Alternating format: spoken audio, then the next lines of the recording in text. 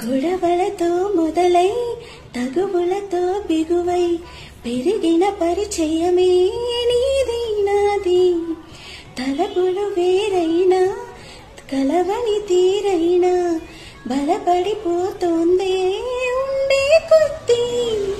లోయలోకి పడిపోతున్నట్టు ఆకాశం పైకి వెళుతున్నట్టు తారలన్నీ తారసపడినట్టు అని